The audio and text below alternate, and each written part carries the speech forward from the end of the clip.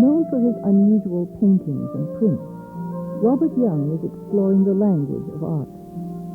He looks beyond convention, discovering along the boundaries of tradition something personal and unique. I don't know how it started, and people would go into the bathroom and squeal because of the pattern of the wall of this plaster having bits of old wallpaper on it and stains from when there must have been a leak, and stains of mildew and rusty-looking stains. And some of the paper wouldn't come off like this up here that has the tile pattern on it, which reminded me of Roman mosaics, a bit of leftover mosaic. And then following from that down here, there's a sort of color, different layers of paint that's also very reminiscent of Pompeii. Perhaps it was a response partly to the way other people felt about the bathroom. People kept saying, "Oh, don't do anything, don't paint it over, don't change it." And it occurred to me that I could put images on it without changing it very much. You had to do something with it, I felt. So my intention now is to actually paint a version of this on the wall underneath, which will again be loosely related to the aesthetic of Roman wall painting like you see in Pompeii.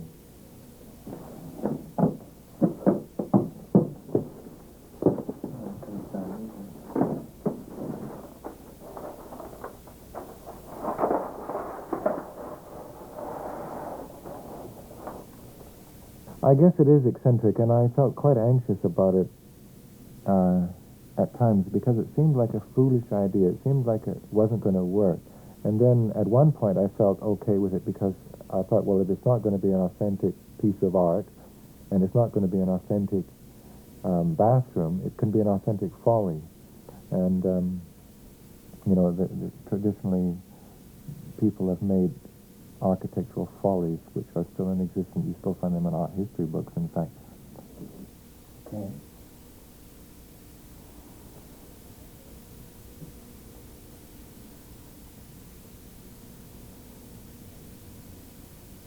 This is just an ordinary fiber tip pen. How seriously can you take decorating your bathroom? I mean, it's a bit absurd. And can you turn your bathroom into a piece of art? You can't. But if you're going to decorate your bathroom at all, you take it seriously. You try to do something with it. And if you're going to do something adventurous with it, you're forced to take it seriously. And so you're sucked into a position of spending more time on a bathroom than a bathroom is worth. I don't really know what I'm going to do with this because I have to do a lot more painting of the walls, basically, and find out what sort of color I've got to work with. And I don't know how much I want to paint this piece. You might just be painted in this line. It's going to be very improvised. I think one of the things that art does is it helps you to feel what it is to be human, because like reading a novel, a good novel, you learn about, some of the possibilities for human sort of response, human feeling, and art's about feelings, and there's so much in society now that is suppressive of feelings. It's contra feeling, it's contra organic, that it's important to assert what feelings are about. I remember in grade 4 there was a project to draw for about 6 or 8 kids to draw I don't remember whether it was something in the jungle in the Congo, whether it was, I think it had something to do with rubber trees. And I couldn't participate because my drawing wasn't good enough. And that seemed very unjust to me because I thought my drawing was good. I can recall as a kid that I was really hung up on horses for years, and I used to draw horses all the time. Whenever we had a drawing assignment at school, I would, no matter what the assignment was, I always found some way of bending it and making it a horse picture and finding some rationale for it being a horse, although I think the teacher began to try to find ways that it couldn't possibly be a horse, but I always managed. And I can remember finding formula for difficult parts, like the horse's eye is difficult, the nostrils difficult, the withers are difficult, the hock, above the hoof is difficult. So you evolve a formula for that so that you can draw a horse easily without thinking about it. So I guess there was always some apparent interest in art and some skill, but at one point the crunch came and everybody realized that you can't make a living as an artist. That was right after I left high school, and so one tried to do something else, and then it became apparent that I couldn't do anything else. So when I was in high school, I drew some photographs, sort of hero worship, Conte drawings, very photographic, of jazz musicians and things like that. And then I went to art school eventually after I studied art history, and I learned that you mustn't draw from photographs at art school, so I destroyed all those drawings that I'd done in high school. And then I got out of art school, and that's where the crunch really comes if you're trying to be an artist, because you haven't got a support system all of a sudden. When you're at art school, you can say, I'm an art student, and you go to this institution, and that's legitimate. But when you get out of art school, you say you're an artist, or you're learning to be an artist, and there's no way of proving that because you haven't had an exhibition and your work isn't very good. And at that time, I went back to drawing from photographs again.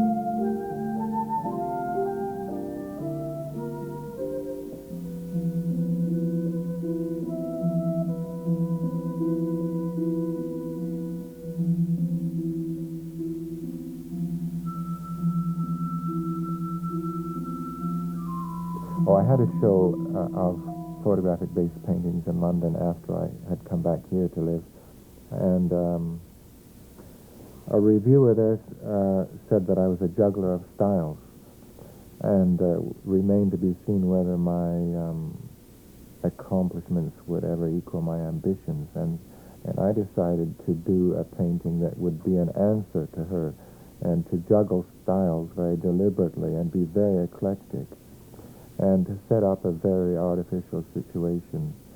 And so I went through my snapshot albums and took out all these little photographs of babies and children, and images that you couldn't really use in painting without being very sentimental, and I found a way of putting them together on a stage, slightly sort of bizarre situation of the Commedia dell'arte performing troupe incorporating characters like Pierrot and Harlequin and Columbine, and found a way of offsetting the sentimentality of images of babies, and so that was an instance where I used my own photographs.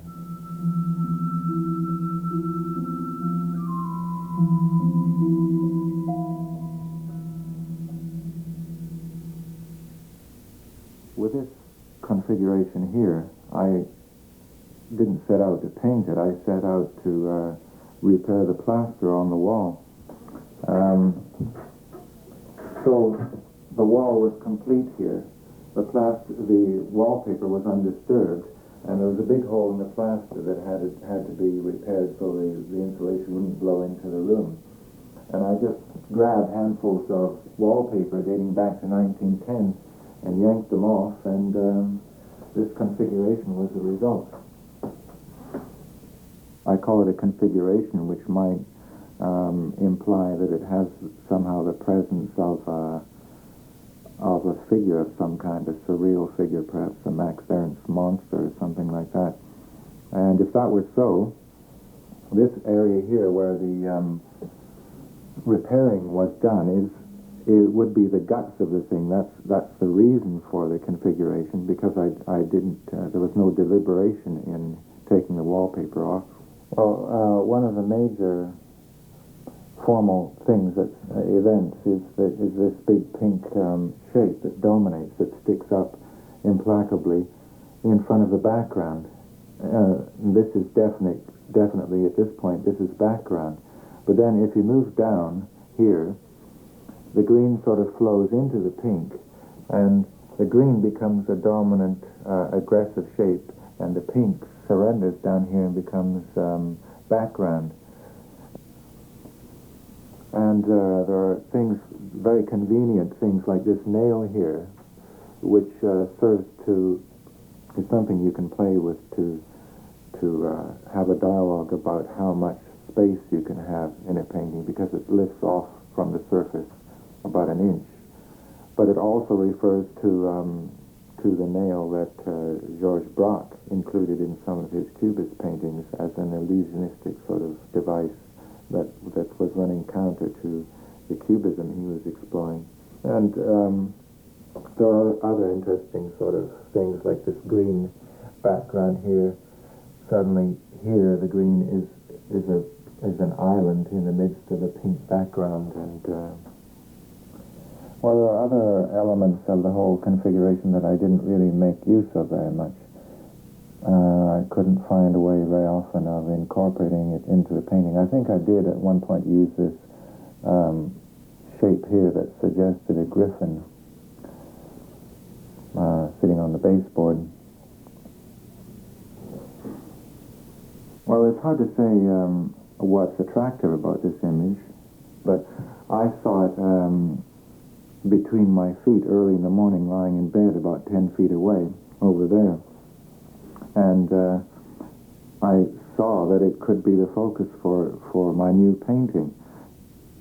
I suppose one of the key things about Cubism is that it takes different points of view and tries to present them simultaneously. In the Renaissance, you took a fixed point of view, and you agreed, the convention that was agreed upon was that the picture frame was a window frame, and you were looking through a window into space, and the space depicted in the painting was continuous with the space that you were in, so that the observer was in, so that you looked into the painting through the picture frame, a window frame, and you were part of that space.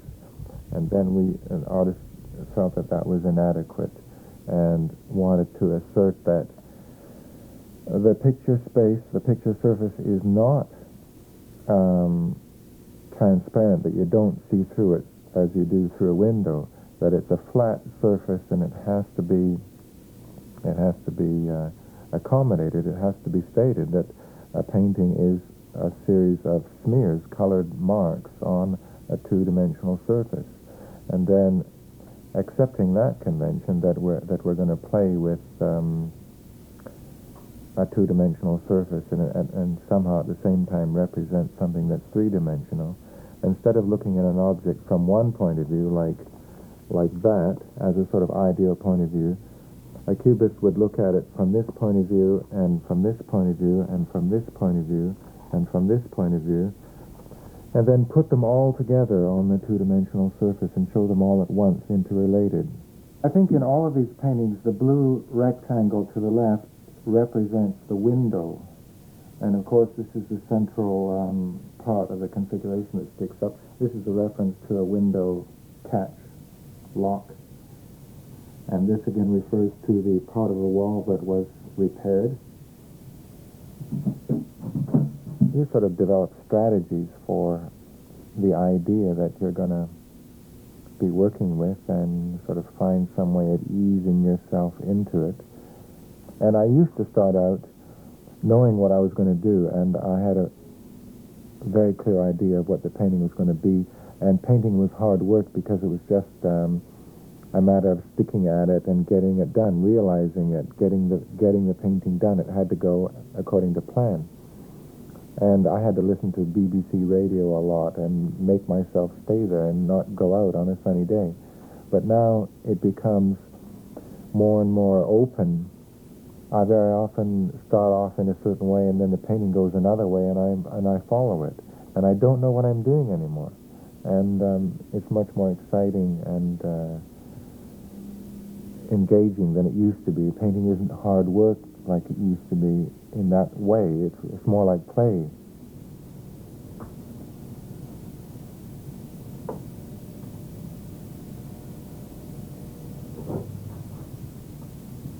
I've been doing an exercise or alignment class, and at one point you're required to stand up very vertical with respect to gravity, and I often used to get a flash on this Greek Kouros figure that would stand with one foot advanced, and in some way that figure became identified with the wallpaper configuration.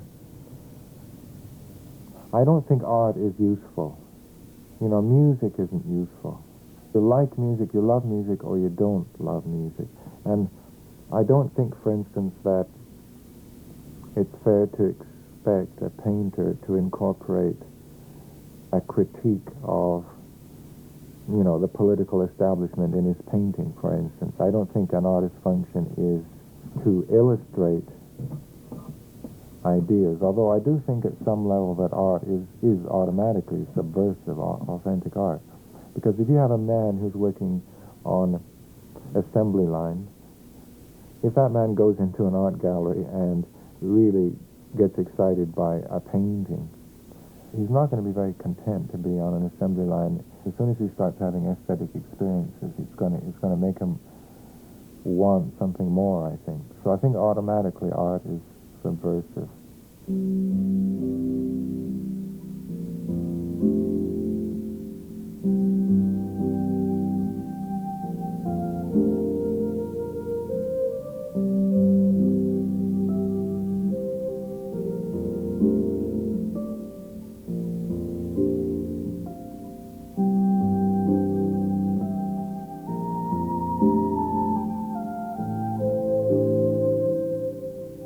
I feel that making art is something special, that it's contrived, that it's artificial, artful, and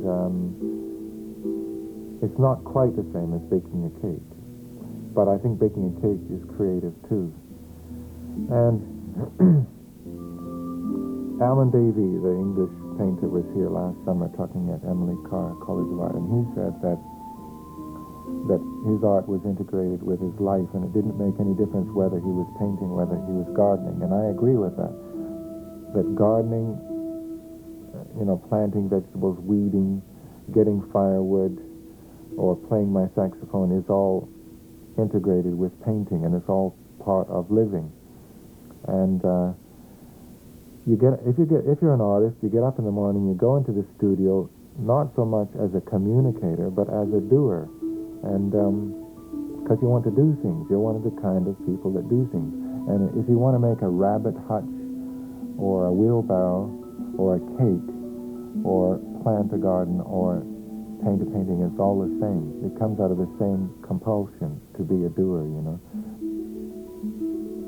You know, I think investigation is very important. Also, in a personal way, if you're going to expand, people have ideas about what you are. When you're in high school, parents have some idea of what you're like, and your teachers have some idea of what you're like, and your friends have some idea of what you're like, and you could stay there. You could sort of feel that that's the way you are, and switch off. But it's also possible for everybody to continue to sort of expand and add new sort of possibilities to themselves and to do things that they thought they could never do. And so I think it's essential for an artist to keep exploring, because he could accept his sort of character type or his personality as being a certain way and stick to sort of art that manifested that kind of personality, and he wouldn't find that he had a lot of other capabilities. You know? The right way to make art is to get up in the morning, eat your cornflakes, and go into the studio and do what you feel compelled to do, not, you know, what is trendy to do.